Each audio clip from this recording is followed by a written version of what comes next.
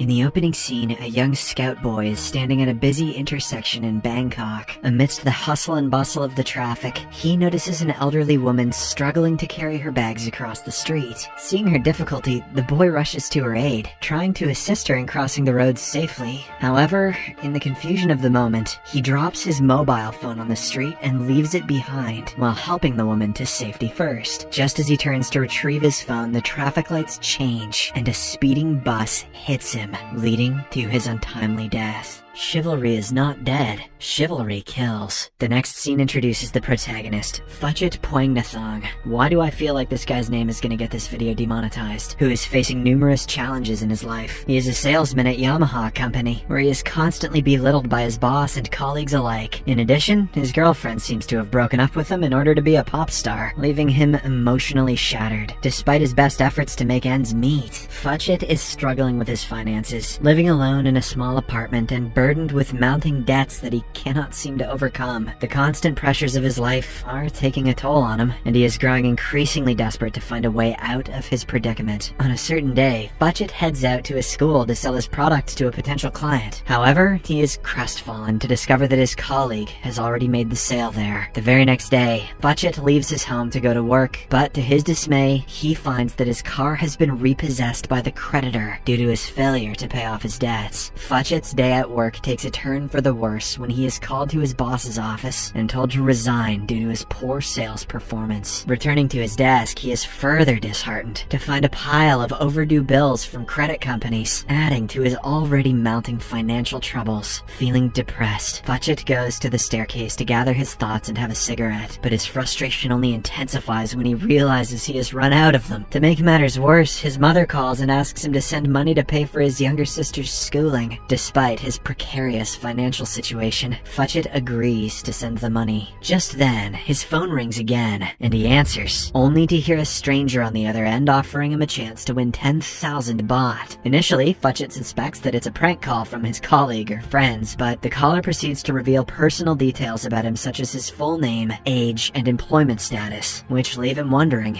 I mean, sounds like it's probably his friends. The caller then tells Phuchit that he simply needs to swat a fly that is buzzing around him right now. If he completes the task, he will win a cash prize worth 10,000 baht. Phuchit is skeptical, but after some convincing from the anonymous caller, he decides to give it a try. He rolls a newspaper and easily swats the fly. The next second, surprisingly, he receives a message confirming that 10,000 baht has been transferred to his bank account. As Phuchit gasps in excitement, the caller offers him the chance to win 50,000 baht if he eats the dead fly. Uncertain and hesitant, Phuchit returns to his desk with the dead fly in his hand, contemplating whether to go through with it or not. However, after a while of deliberation, he pops it into his mouth. One of his coworkers, Tong, notices this, but she's so bewildered that she doesn't speak a word. After some time, Phuchit receives yet another phone call, and the caller informs him that he has the chance to win an enormous sum of money, 100 million baht, if he completes a total of 11 more tasks. Despite feeling uneasy about the mysterious caller and the dubious nature of the game, Phuchit is desperate for cash, so he agrees to the terms and conditions. The caller warns him that if he quits, or if anyone discovers that he's playing the game, he'll have to forfeit all his winnings immediately. For the third task, Phuchit is assigned to go to a kindergarten and make at least 3 children cry. Although hesitant at first, he recalls his own traumatic childhood experiences with his father crushing his toys, so he steals toys from the children and makes them cry. The fourth task involves stealing money from a beggar, a reprehensible act that Phuchit reluctantly carries out. Things take a hard turn with the fifth task. Phuchit is ordered to visit a high-end Chinese restaurant where he is presented with a plate containing feces and instructed to eat it. Although he feels disgusted and protests, the caller insists that he complete the task or risk forfeiting his prize. Flashbacks of being bullied into eating dog poo as a child further add to his distress, but ultimately, Phuchit forces himself to finish the plate. Even this time, Tong catches him in the act. She starts assuming that he has gone mental. Either that or he's broke, you know?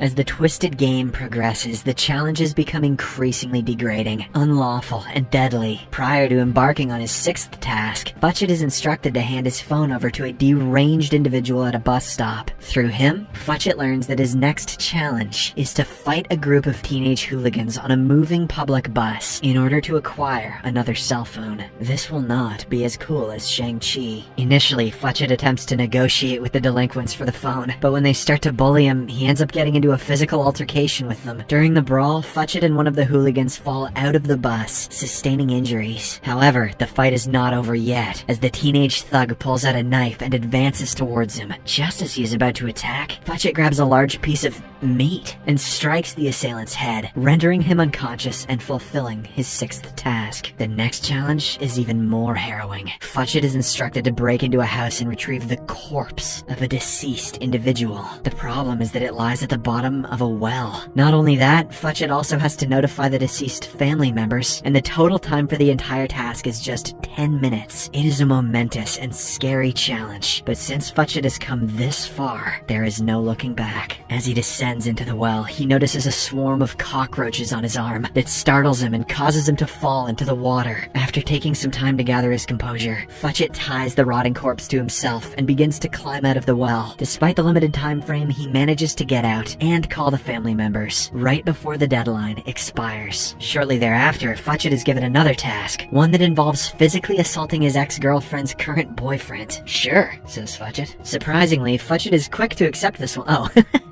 I was joking. And without hesitation, he picks up a nearby chair and unleashes a brutal beating on the man until he is knocked unconscious. However, Fudget is soon overcome with guilt for his violent actions, so he quickly rushes the injured man to the hospital. As Fudget continues to progress through the increasingly challenging and morally questionable tasks, the police begin to take notice of his criminal behavior. Led by Officer Surachai, a team of cops start to track Fudget down, suspecting that his crime spree is part of a larger and more sinister scheme.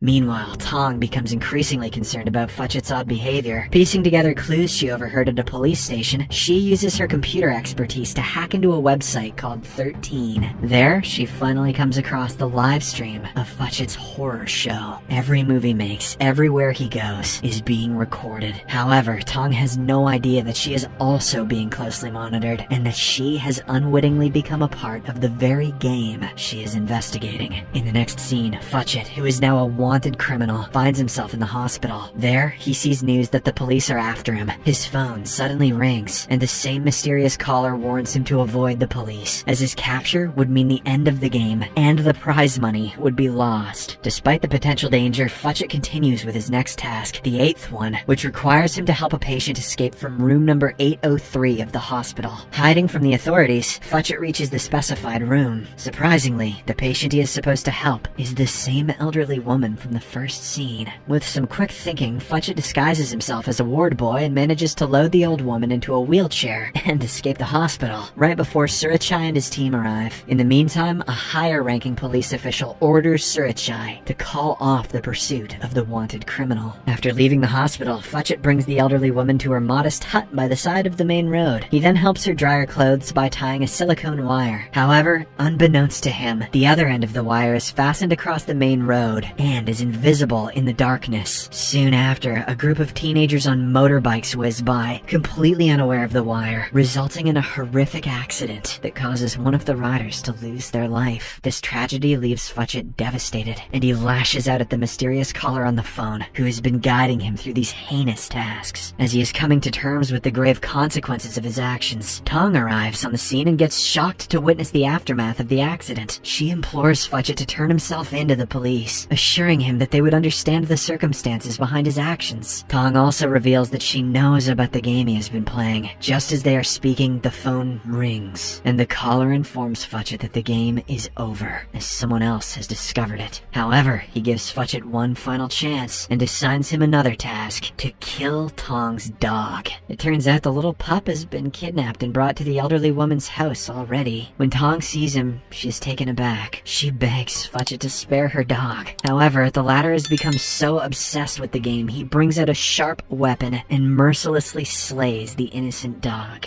Fudget then warns Tong to stay away from him before speeding away in his car. Fudget has truly embraced his name. After the incident, Tong, who is determined to uncover the mastermind behind all this, decides to head to the police station to report her suspicions. However, she has no solid evidence to prove her claims because the website, which she hacked previously, is now completely blank. Disheartened, she leaves the station, feeling helpless and lost. As she walks out, she stumbles upon a group of villagers who are arguing amongst themselves. Tong approaches them to check on the matter and learns that someone has shockingly sliced their cow with a samurai sword. This sends shivers down her spine as she realizes that it's none other than Fudget. Tong follows the trail of blood he has left and reaches a strange room with the number 13 on it. However, as she is about to enter it, a man captures her from behind. Tong is then taken to the place where the reality game is being run from. As she enters the premises, she is confronted by the mastermind behind the game, a young boy named Key. He is revealed to be the same scout boy that we saw at the start of the movie. Surprisingly, he never died. The old woman somehow saved his life. Tong tries to reason with him and asks him to put an end to the game, claiming that it has already taken the lives of many innocent people. However, Key reveals that he is powerless to do so because he is just a component of it, and the underground reality game involves players and viewers that perhaps number in the thousands. Elsewhere, as Fudget reaches the final destination of the game, he is taken aback by the revelation that the game is a social experiment, and all his actions were being monitored and recorded the entire time. He is then confronted with a daunting task of stabbing his own abusive father, John Adams, who is strapped to a wheelchair and appears to be unconscious. This final task promises the prize money of 100 million baht, and Fudget is torn between the temptation of winning the prize and his conscience. He starts having flashbacks of the time his dad did good things for him, like chasing away the bullies and bringing him new toys. Ultimately, Fudget decides to give up the game, as he remembers his mother's wish that he should never become a bad person like his father.